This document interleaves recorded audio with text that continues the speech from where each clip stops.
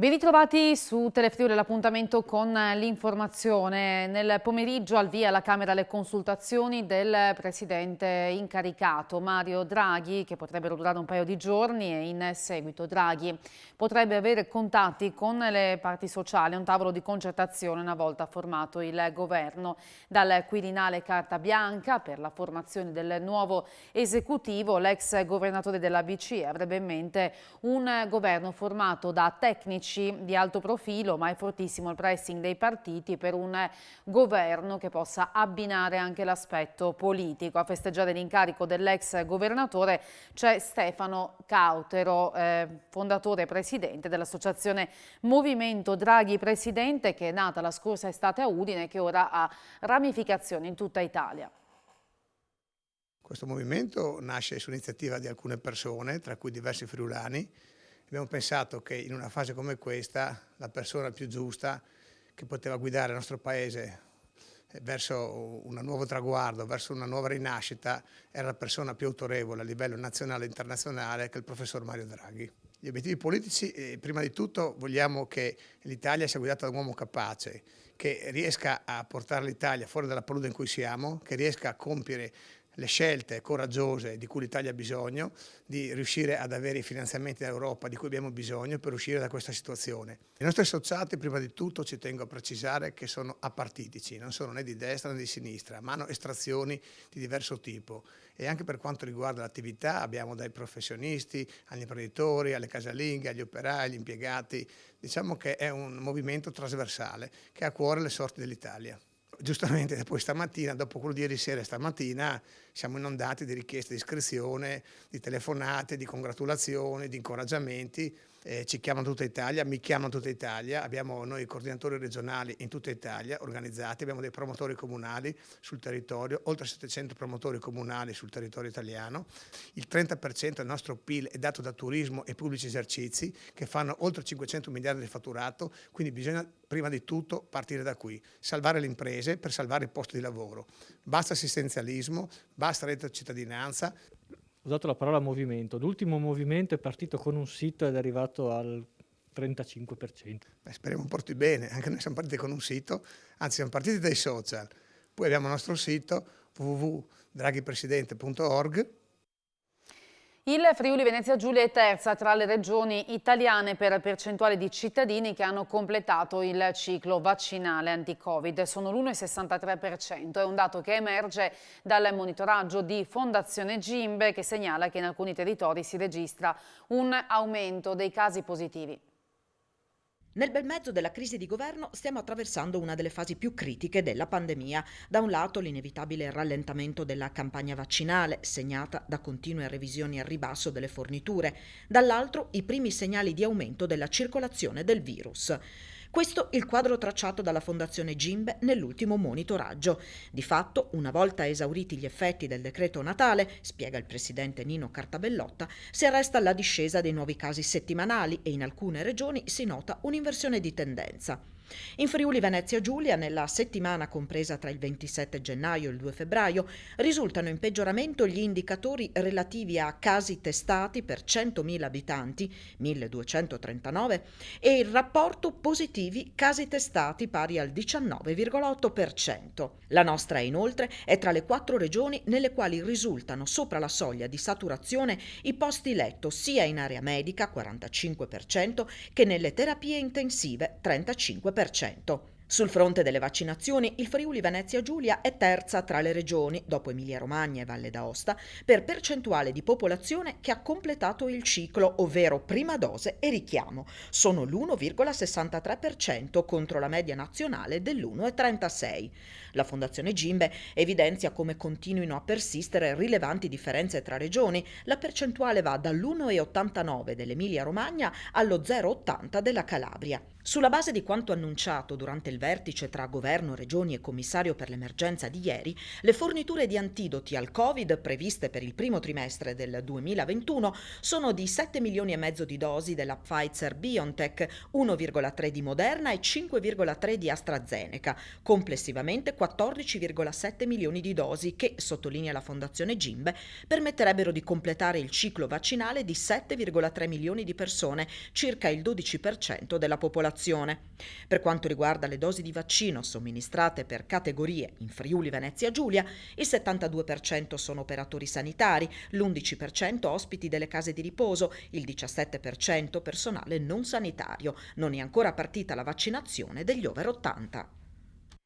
A un mese e mezzo dall'apertura, primi bilanci per il drive-in per tamponi Covid attivato a Perteole nella sede della Protezione Civile di Ruda. I 12 medici di medicina generale della Bassa Friulana che qui operano hanno realizzato finora 1700 tamponi in 48 sessioni, riscontrando una positività nel 13,24% dei casi. In via Duca d'Aosta vengono realizzati in media 35 tamponi al giorno, con picchi anche di 37. Un'attività e una produttività che ha spinto il sindaco Franco Lenarduzzi a proporre il punto tamponi anche come possibile sede per la campagna vaccinale anti-coronavirus. Quello di Ruda è stato il primo drive-in attivato dai comuni, una grande operazione al servizio del territorio, ha spiegato il primo cittadino, ricordando che il servizio è aperto almeno 2 ore al giorno, 7 giorni su 7. Il grande lavoro svolto in questi mesi, aggiunge, dimostra che qui a Ruda possiamo gestire anche l'attività di vaccinazione non appena sarà necessario procedere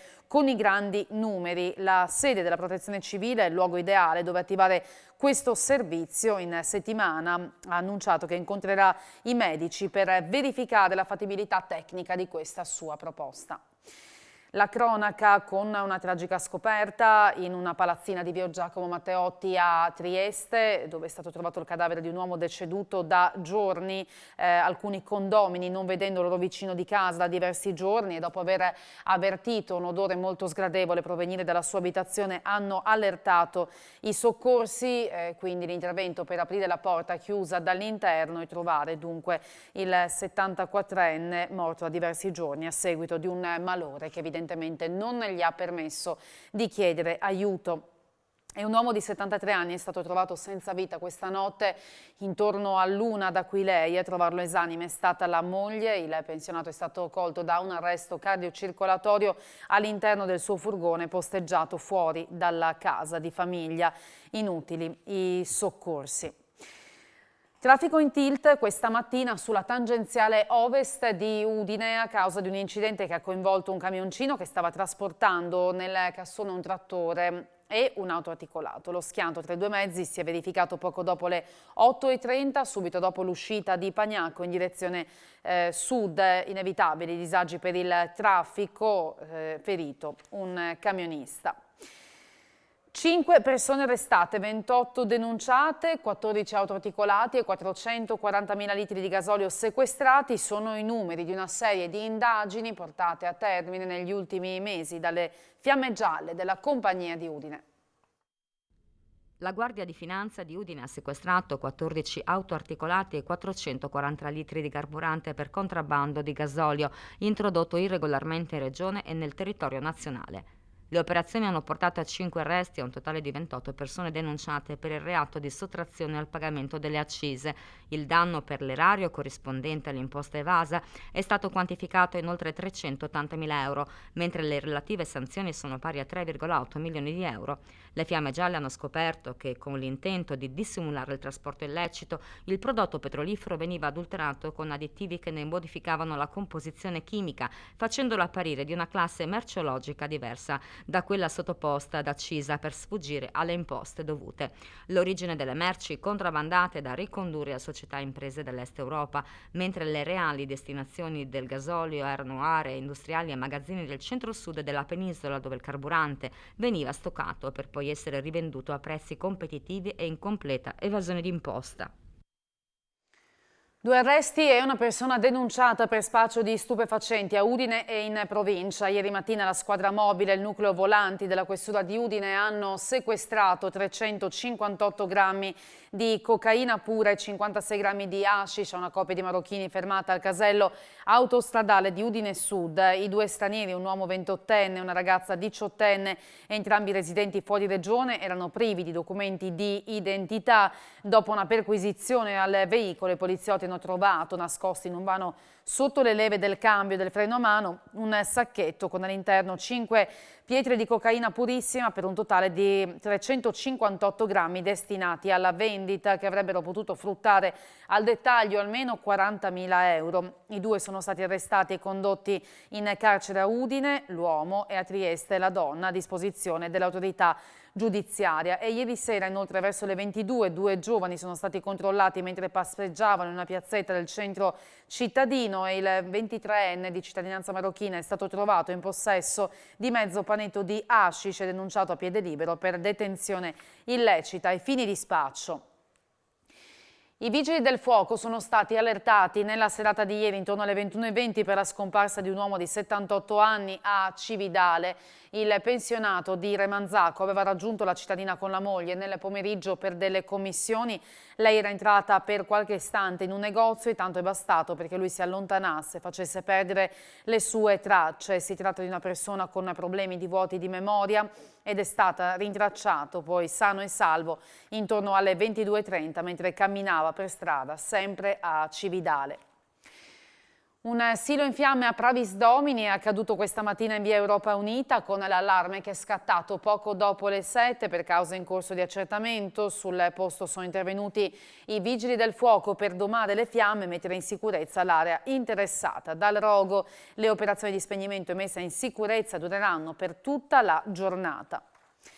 Sono stati 1,1 milioni nel corso del 2020 chilogrammi di merce recuperata e serviti poi a preparare 2,3 milioni di pasti destinati ai più bisognosi da parte di Aspiac Service, concessionaria del marchio Despar per il Triveneto e l'Emilia Romagna. Sono state così sostenute oltre 200 associazioni del territorio che hanno ricevuto e recuperato la merce in scadenza di tutti i punti vendita. Il valore complessivo delle merci recuperate vicine a scadenza ammonta a 5,7 milioni di euro.